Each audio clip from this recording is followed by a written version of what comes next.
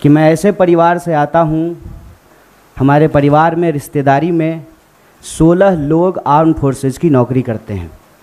मैं ऐसे परिवार से आता हूँ जिसको शहीद का परिवार कहा जाता है। इंसर्जेंसी में हमारे एक भाई की शहादत हुई है, उन्होंने अपना सर्वोच्च बलिदान दिया है। और आप सबके चैनल पे भी मैं यही देख रहा हूँ कि सब लोग यही कह रहे हैं कि सबसे ज़्यादा हिंसा बिहार में भड़क रही है। मैं इस बिंदु पे आपसे कुछ बात करना चाहता हूँ। पहली बात तो ये कि हम लोग मार्केटिंग नहीं करना जानते हैं। हमको लगता है कि सेना का, देश के सर्वोच्च सम्मान का, ये मार्केटिंग करने का चीज़ नहीं है। लेकिन आप एक एक मंत्रियों का बयान सुन करके देख लीजिए। जो लोग अग्निपथ योजना का फ़ायदा गिना रहे हैं, ऐसा लग रहा है कि कोई चीज़ वो बेचने की कोशिश कर रहे हैं। जैसे सेल्समैन की भाषा होती है ना, वाह मेगा बम्पर ऑफर चल रहा है, आपको 20 लाख रुपया भी मिल जाएगा, 4 साल में आप रिटायर भी हो जाएंगे, फिर आपको रिजर्वेशन भी मिल जाएगा। इस भाषा की मानसिकता को समझने का प्रयास कीजिए। ऐसा लगता है कि रेलवे स्टेशन के बाहर कोई चूहा मारने की दवा बेच रहा हो। साहब, आप मंत्री हैं, आप सबसे पहले देश की जनता को ये बताइए कि इस योजना की ज़रूरत क्या है। हर साल जब 50,000 से ज़्यादा भर्तियां और नियमित भर्तियां, जिसमें टीए भी है, डीए भी है, पेंशन भी है, सेंट्रल स्कूल में एडमिशन का भी प्रावधान है, रेलवे का भी टिकट मिलेगा, हवाई जहाज़ का भी टिकट मिलेगा, और अगर सर्वोच्च बलिदान आप देते हैं, आपको शहादत होती है, तो आपके परिवार का भी ख्याल रखा जाएगा। इन तमाम बातों को छोड़ करके मंत्री कह रहे हैं कि आपको 20 लाख रुपया मिल जाएगा इस उम्र में। ये वही भाषा नहीं है कि प्रधानमंत्री जी बोले थे कि काला धन वापस आ जाएगा तो आपके खाते में 15 लाख रुपया मिल जाएगा। मिल गया क्या 15 लाख रुपया? जिस खाते में 15 लाख रुपया मिलने वाला था ना, उसी खाते में 20 लाख रुपया भी मिलेगा। इस मानसिकता को समझने की ज़रूरत है, और इसीलिए हम लोग इस योजना की ज़रूरत पे सवाल उठा रहे हैं। जब देश में एक नियमित भर्ती प्रक्रिया है, 2014 में देश बना है, उससे पहले क्या आर्मी में लोग बहाल नहीं होते थे? क्या हमारे पास जो एक प्रक्रिया नहीं थी, उस प्रक्रिया को ख़त्म करने का कारण क्या है? तब सरकार के कुछ दावे बताए जा रहे हैं। दावा क्या है? दावा ये है कि हम चाहते हैं कि हमारे देश के नौजवानों को रोजगार मिले। ये तो आप चाह रहे हैं, ये आप वादा भी कर चुके हैं कि हर साल आप 2 करोड़ नौकरी देंगे। उस 2 करोड़ नौकरी को छोड़ करके पीएमओ ने अभी ट्वीट किया कि हम 10 लाख रोजगार देंगे। साहब, अगर आप रोजगार देने के लिए सीरियस होते, 28 लाख पोस्ट जो हैं वो सिर्फ सेंट्रल गवर्नमेंट में रिक्त पड़ा हुआ है, और आप स्टेट गवर्नमेंट में जाकर के देख लीजिए, भर्तियां नहीं की जा रही है। हकीकत क्या है? हकीकत ये है कि ये असली बात देश की जनता से छुपाना चाहते हैं। असली बात क्या है? आप सब लोगों को याद है कि जब नोटबंदी की गई तो यह दावा किया गया कि इसके बाद नक्सलवाद समाप्त हो जाएगा, आतंकवाद समाप्त हो जाएगा। कल ही जो है एक सब इंस्पेक्टर की फिर से टारगेटिंग किलिंग की गई है। नक्सलवाद की घटनाएं हो रही हैं, आतंकवादी घटनाएं लगातार हो रही हैं। अगर नोटबंदी करने के बाद आतंकवाद समाप्त हो जाता तो पुलवामा की घटना कौन करके गया है? कैसे पुलवामा की घटना हुई है? तो ये दावा करते हैं। जब उस दावे का आप पड़ताल करेंगे तो आपके ऊपर ही आरोप लगाना शुरू कर देंगे। एक व्हाट्सएप मैसेज घूम रहा है जिसमें कहा जा रहा है कि जिस भी योजना का कांग्रेस विरोध कर रही हो, ऐसा आप मान लीजिए कि वो योजना सही है। कांग्रेस के विरोध करने से आप चलते हैं? आप सत्ता में बैठे हुए मोदी जी, आपके ऊपर देश की जनता ने भरोसा किया है। विपक्ष के भड़काने से लोग भड़क जाते, विपक्ष की कही हुई बात लोग मान लेते, तो प्रधानमंत्री मोदी जी होते। इस देश के लोगों ने मोदी जी के ऊपर भरोसा किया, और मैं याद दिलाना चाहता हूं कि ये वही नौजवान हैं। ये उस वक्त हिंसा नहीं किए जब इनके माँ बाप हजारों किलोमीटर पैदल चल करके अपने घर गए। ये वही नौजवान हैं, ये तब भी हिंसा नहीं किए जब उनके परिवार को ऑक्सीजन नहीं मिल रहा था और वो तड़प तड़प करके जान दे रहे थे। ये तब भी हिंसा नहीं किए जब आपने हर साल 2 करोड़ नौकरी नहीं दी। मैं देश की सरकार से, भारतीय राष्ट्रीय कांग्रेस की तरफ से यह अपील करना चाहता हूं कि ये कोना कोना कौन कोना सोतली पुतो कोना खेलना बंद कीजिए। आप हकीकत में बताइए कि रियलिटी क्या है। क्या आपने विपक्ष को पूछा, कि हम कोई योजना ला रहे हैं? आपने कोई पार्लियामेंट्री कमेटी की मीटिंग की, या आपने नौजवानों को पूछा कि हम आपका भलाई करना चाहते हैं किसानों की तरह, और नौजवान कहते हैं कि हमको ये भलाई नहीं चाहिए? इस मनोदशा को समझिए साहब। हम ऐसे गांव से आते हैं, ऐसे इलाके से आते हैं, कोई ऐसा साल नहीं गुजरता है साहब कि हमारे इलाके में कोई शहादत ना हुई हो।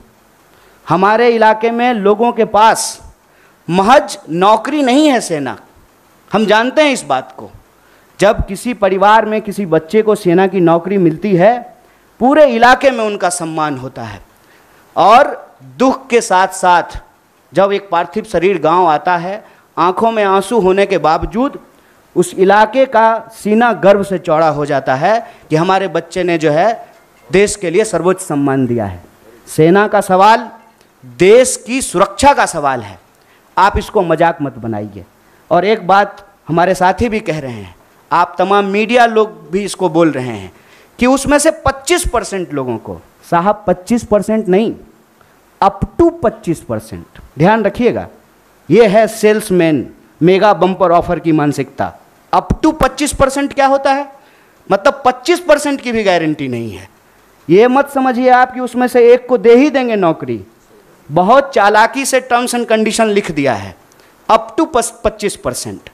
और इसमें ये कितना गंभीर है, इस गंभीरता का आप अंदाजा लगाइए कि अभी आए हुए 3 दिन हुए हैं घोषणा किए हुए, 2 मेजर अमेंडमेंट हो चुका है, और जो फायदा गिनाए जा रहे हैं वो फायदा तो पहले से है।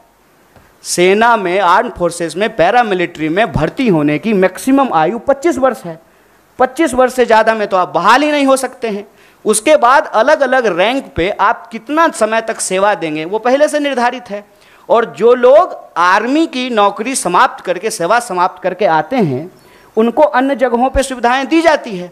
भूतपूर्व सैनिकों को सुविधाएं दी जाती है, भूतपूर्व सैनिकों के परिवारों को सुविधाएं दी जाती है। और आप में से बहुत सारे लोग, मैं बहुत साधारण बात करता हूँ, मुझे लंबी चौड़ी बात करनी नहीं आती है, क्योंकि कहते हैं जाके पैर न फटे बिवाई, वो का जाने पीड़ पड़ाई। हमको पता है कि आर्मी में कौन लोग जाते हैं। गृह मंत्री का बेटा आर्मी में नहीं जाएगा, वो BCCI का सेक्रेटरी बनेगा। हमको पता है कि वहाँ पे सेवा करने वाले कौन लोग होते हैं, गरीब किसान मजदूर के बच्चे होते हैं। कोई नेता का बाल बच्चा आर्मी में नहीं जाता है। जाता है, प्रधानमंत्री भी जाते हैं फोटो खिंचवाने के लिए। फोटो खिंचवाने के लिए वर्दी पहनना एक बात होता है, देश की भक्ति के लिए, सर्वोच्च सम्मान के लिए वर्दी पहनना दूसरी बात होती है। दीपावली में जाकर के मिठाई बांट देंगे, उसके बाद आकर के अग्निपथ योजना ला करके देश की जवानों का दिवाला निकाल देंगे। अग्निपथ योजना इस देश के नौजवानों को अग्नि में झोंकने की योजना है। इस योजना को सरकार को तुरंत वापस लेना चाहिए। और ये जो लॉलीपॉप वाली भाषा है ना, इस लॉलीपॉप की भाषाओं को बंद करना चाहिए। और जहाँ तक बिहार में हिंसा का सवाल है, सीधा सा एक कारण समझ लीजिए, ये नौजवान ना किसी के द्वारा लाए गए हैं, ना किसी के द्वारा बुलाए गए हैं। आप तमाम प्रबुद्ध पत्रकार यहाँ बैठे हुए हैं, कोई ऑर्गेनाइज्ड आंदोलन होता है, उसका स्वरूप अलग होता है। हम लोग 3 दिन से नहीं डिटेन हो रहे हैं यहाँ पे, हमारा ऑफिस छावनी नहीं बना हुआ है। हम लोग आते हैं, पुलिस पकड़ करके हमको ले जाती है, कोई हिंसा नहीं होती है, कुछ भी नहीं होता है। उसमें हिंसा क्यों हुआ है? क्योंकि वहाँ नौजवानों का सब्र जो है पानी सर से ऊपर चला गया है। और एक बात और जान लीजिए, जो हमारा बेरोजगारी दर है देश का, बिहार का बेरोजगारी दर डबल है साहब। जहाँ के मजदूर, बिहार का मजदूर जाता है ना हरियाणा और पंजाब में धान काटने के लिए, बिहार के ही लोग आते हैं ना दिल्ली में काम करने के लिए, बिहार के ही लोग जाते हैं ना महाराष्ट्र में काम करने के लिए। जहाँ एम्प्लॉयमेंट नहीं है वहाँ के लोग ऑलरेडी विस्थापित होते हैं। ये जो बच्चे हैं ये उस उम्मीद में अपने गांव में रह रहे हैं, दौड़ रहे हैं जाड़ा, गर्मी, बरसात, सड़कों पे, मैदानों में, रेत पे, कि इनको किसी दिन सेना में सेवा देने का मौका मिलेगा। ये मौका इनसे जब छीना जा रहा है तो इनका सब्र टूट गया है। लेकिन मैं इन तमाम नौजवानों से भी एक अपील करना चाहता हूँ, दोस्त, हम किसान के बच्चे हैं और हमारे माँ बाप ने इस सरकार को झुकाया है, इस सरकार को बताया है कि ये देश गांधी का देश है और गांधी के देश में सत्य और अहिंसा से ही कोई लड़ाई जीती जा सकती है। इसीलिए भारतीय राष्ट्रीय कांग्रेस की तरफ से इस आंदोलन का पूर्णतः समर्थन करते हुए सरकार से यह अपील करते हैं कि इसको वापस लीजिए और नौजवानों से अपील करते हैं कि देश की संपत्ति को मत जलाइए, मत जलाइए, क्योंकि कल को आपको वही संपत्ति इसी प्रधानमंत्री से बचाना भी है, क्योंकि देश की संपत्ति ये दोस्त को बेचने वाले हैं। ये हमारे आपके टैक्स के पैसे की संपत्ति है, इसकी रक्षा कीजिए, सत्य और अहिंसा के रास्ते पे चलिए। और किसानों ने 700 लोगों की शहादत देने के बाद 1 साल से ज़्यादा आंदोलन चलाया, शांतिपूर्ण तरीके से चलाया। तमाम तरह के आरोप लगाए गए, जैसे आज आपके आंदोलन को कहते हैं उपद्रवी, तोड़फोड़ करने वाले, हिंसा करने वाले। ये कहाँ से आ गए, कैसे आ गए, कौन है इसके लिए जिम्मेवार? और विपक्ष के माथे पर मत खेलिए। विपक्ष की बात जनता अगर सुन रही होती तो आप देश के प्रधानमंत्री नहीं होते। इसलिए प्रधानमंत्री होने के चलते मैं आपसे अपील करता हूं कि इस योजना को आप वापस लीजिए। बहुत बहुत धन्यवाद, बहुत बहुत शुक्रिया।